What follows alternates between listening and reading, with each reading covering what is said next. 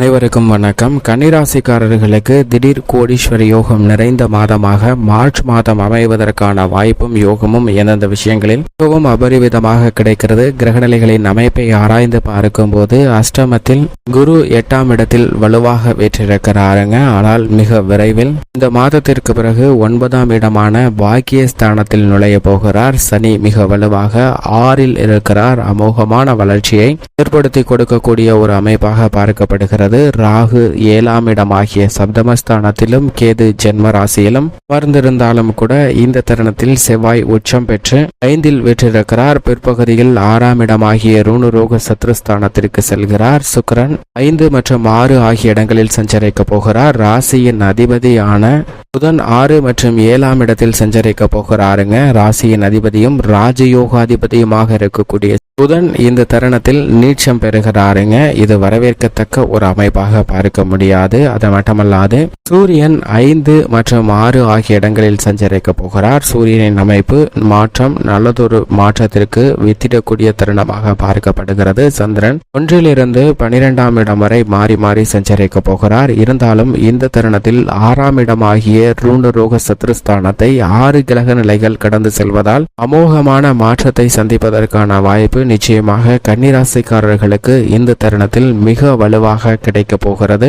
என்பதை கிரகநிலைகள் தெளிவாகவும் துல்லியமாகவும் உறுதிப்படுத்துகிறது. எனவே இந்த தருணத்தில் திட்டமிடக்கூடிய காரியங்கள் மிக பெரிய அளவில் வெற்றி பெறுவதற்கான வாய்ப்பும் உங்களுடைய இலக்கை நோக்கி பயணிக்கக்கூடிய சூழ்நிலையும் சந்தர்ப்பமும் நிச்சயமாக கிடைக்கும். பல்வேறு தருணங்கள்ல அவரை தவற விட்டிருந்தாலும் கூட அதை மீண்டும் பெறுவதற்கான வாய்ப்பும் யோகமும் நிச்சயமாக கிடைக்கிறது. உதாரணமாக ஒரு மிகப்பெரிய சாம்ராஜ்யத்தை ஆளக்கூடிய சக்கரவர்த்தியாக இருக்கக்கூடிய ஒரு ராஜா ஒரு போட்டி ஒன்றை அறிவிக்கிறார். அதாவது அந்த போட்டி என்னவென்றால் தனது அரண்மனை வாயிலில் உள்ள இரும்பு கதவை திறக்க வேண்டும். இரும்பு கதவு திறப்பதற்கு வேறு எந்த விதமான ஆயுதங்களையோ அல்லது உபகரணங்களையோ பயன்படுத்தக்கூடாது. வெறும் கரங்களால் இந்த கதவை தள்ளி திறப்பவர்களை வெற்றியாளர்களாக அறிவிப்பேன். அவர்களுக்கு தனது ராஜ்யத்தில் உள்ள சிறு பகுதியை பரிசாக கொடுக்க போகிறேன். இதை பெற்று நீங்களும் அரசராக மாறலாம் என்ற அறிவிப்பை வெளியிடுகிறாருங்க. இதை கேட்டவுடன் மக்கள் மத்தியில் அதீத ஆனந்தம் இன்பம் பொங்கி வருகிறது. இந்த போட்டியில் எப்படியாவது பங்கேற்று மிகப்பெரிய அரசனாக மாற வேண்டும் என்ற ஆசை அவர்கள் மத்தியில் பிறப்பதால் சாறை சாறையாக அந்த போட்டி நடைபெறக்கூடிய இடத்திற்கு அனைவரும் வந்து சேர்கின்றனர். அதை பார்த்த மன்னன் இந்த போட்டியில் பங்கு கொள்ள வந்திருக்கக்கூடிய அனைவரையும் பார்க்கும்போது மற்றற்ற மகிழ்ச்சி ஏற்படுகிறது.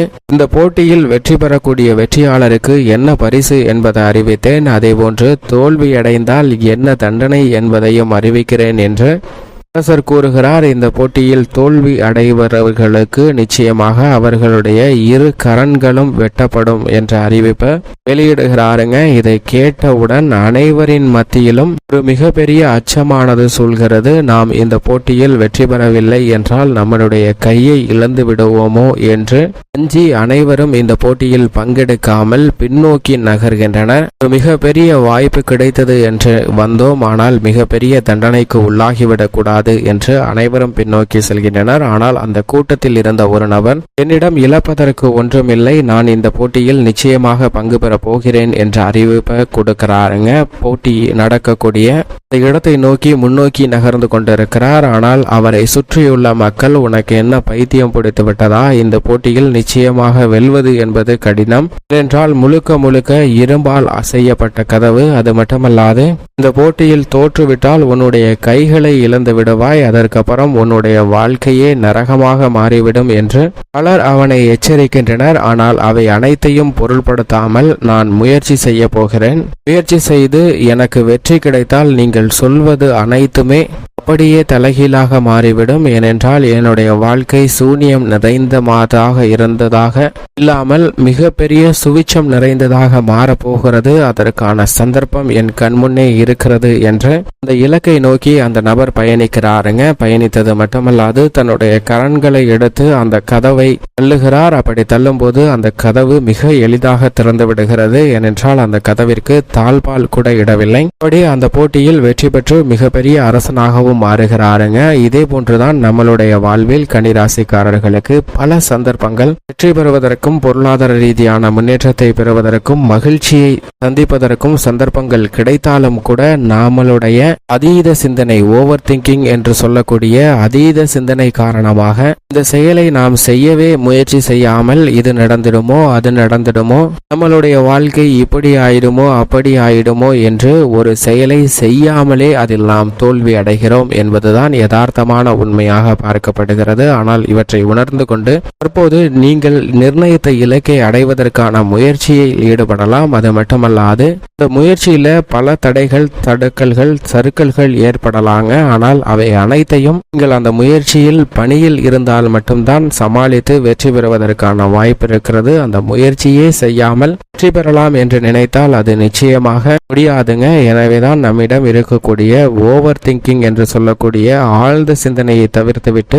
ஆக்கப்பூர்வமான செயல்பாடுகளில் ஈடுபட்டால் நிச்சயமாக கன்னிராசிக்காரர்களுக்கு மிக பெரிய அளவில் வெற்றி கிடைக்கும். ஏனென்றால் மிக வலுவாக சனி 6ல் வீற்றிருக்கிறார். செவ்வாய் இணைந்தாலும் கூட அது 6ஆம் இடம் என்பதால் அமோகமான மாற்றம் நிச்சயமாக உண்டு. சூரியனும் புதனும் 6ல் இந்த மாதத்தின் முற்பகுதியில் மிக வலுவாக சஞ்சரிக்கின்றனர். எனவே அதிரடியான மாற்றங்களை நிச்சயமாக கன்னிராசிக்காரர்களுக்கு பெறுவதற்கான வாய்ப்பு உள்ளது. அது மட்டுமல்லாது குரு அஷ்டமத்தில் இருந்தாலும் முழு சுபகிரகமாகவும் மிக விரைவில் இன்னும் 45 நாட்களுக்குள்ளாக 9ஆம் இடத்தில் அமரப்போகிறாருங்க. எனவே மிக சிறந்த வளர்ச்சி கிடைக்க போகிறது. எனவே இந்த தருணத்தில் அடுத்தவங்க என்ன நினைப்பாங்க அப்படிங்கிற எண்ணத்தையும், அடுத்தவங்க நாம இருக்கிற மாதிரி நாம நினைக்கிற மாதிரி தான் இருக்கணும் அப்படிங்கிற எண்ணத்தையும் மாற்றிக்கொண்டாலே போதும், நல்ல முன்னேற்றம் கிடைக்கும். அஷ்டமத்தில் குரு இருந்தாலும் கூட குடும்ப ரீதியான பல சிக்கல்கள் இந்த தருணத்தில் நிச்சயமாக விலகுகிறது என்பதை குரு உறுதிப்படுத்துகிறாருங்க. 95% மேல் கடந்துவிட்ட குரு இனி மிக பெரிய அளவில் குடும்ப ஒற்றுமைக்கும் நல்ல பல முன்னேற்ற வாய்ப்புகளையும் நிறைந்து கொடுக்க போகிறார். உடல்நல ஆரோக்கியம் திருப்திகரமாக அமையும். நீங்கள் செய்யக்கூடிய சிறு முயற்சியிலே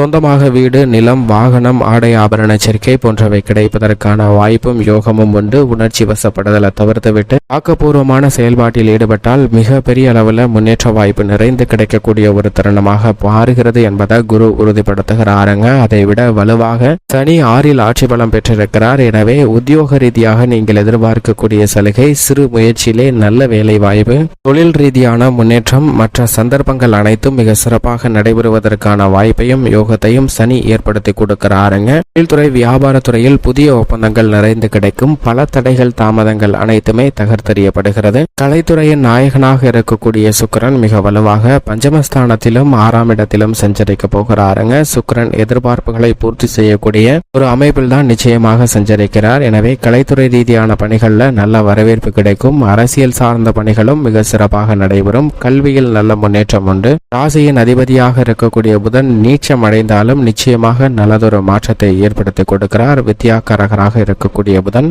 மட்டுமல்லாது விவசாயத்துறை சார்ந்த பணிகளில் செவ்வாய் உச்சம் பெற்றிருப்பதால் திட்டமிடக்கூடிய காரியங்கள் அனைத்திலும் வளர்ச்சி உண்டு. கால்நடை வளர்ப்பிலும் நல்ல முன்னேற்றம் நிறைந்து கிடைக்கிறது. விரய செலவுகள் கட்டுக்குள் வரும். மேலும் இந்த தருணத்தில் சூரியனும் மிக வலுவாக சஞ்சரிப்பதால் பல அலைச்சல்கள் குறைந்து நல்ல முறையில் அனைத்து விதமான பணிகளையும் செய்வதற்கான வாய்ப்பு உண்டு. பெண்மணிகளை பொறுத்தவரைக்கும் குரு, சுக்கிரன் ஆகிய 2 கிரகநிலைகளும் மிக விரைவில் வலுவாக மாற இருக்கக்கூடிய இந்த தருணம் என்பது பெண்மணிகளுடைய எதிர்பார்ப்பை நிச்சயமாக பூர்த்தி செய்யும். மேலும் சாதகமாக மாற்றிக்கொள்ள நிச்சயமாக கன்னிராசிக்காரர்கள் வாரத்தில் ஏதேனும் ஒரு நாள் விரதம் இருந்து அருகாமையில் உள்ள ஆலயம் தினமும் மாலை வேளையில் சென்று வழிபாடு செய்யுங்கள். நல்ல பலன் நிச்சயமாக உண்டு.